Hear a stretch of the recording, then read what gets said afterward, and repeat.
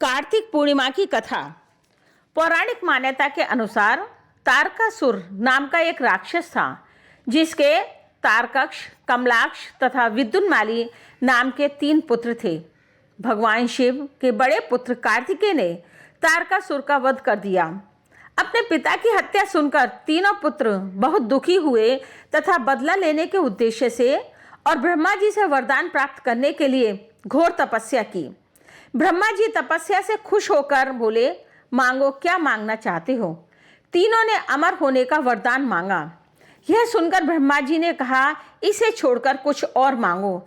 फिर तीनों ने आपस में सलाह कर ब्रह्मा जी से 3 अलग अलग नगरों का निर्माण करवाने को कहा, जिसमें बैठकर सारी पृथ्वी और आकाश में घूम सके।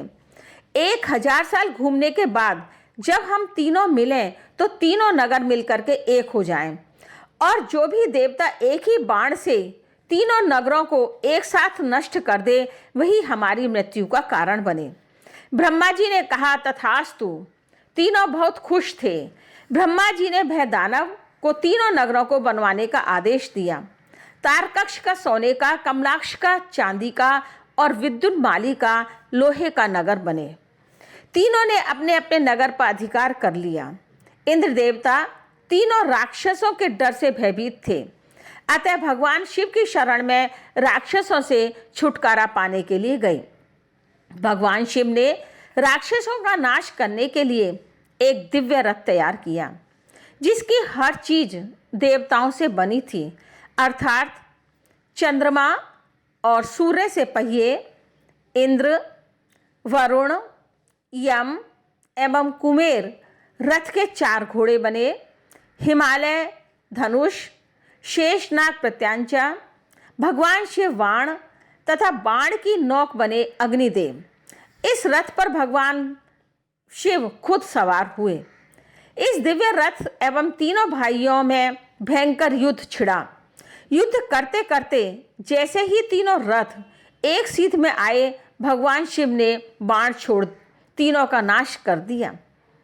इसी वध के कारण भगवान शिव को त्रिपुरारी कहते हैं।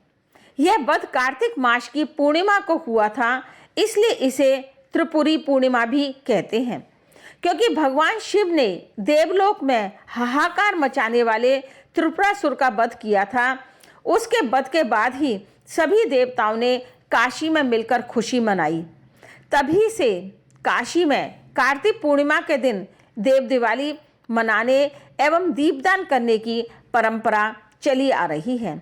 यह पूर्णिमा कार्तिक पूर्णिमा, त्रिपुरा पूर्णिमा या गंगा स्नान के नाम से भी जानी जाती है। ऐसा भी माना जाता है कि इसी दिन विष्णु भगवान ने मत्स्य अवतार भी लिया था। हो गया निको।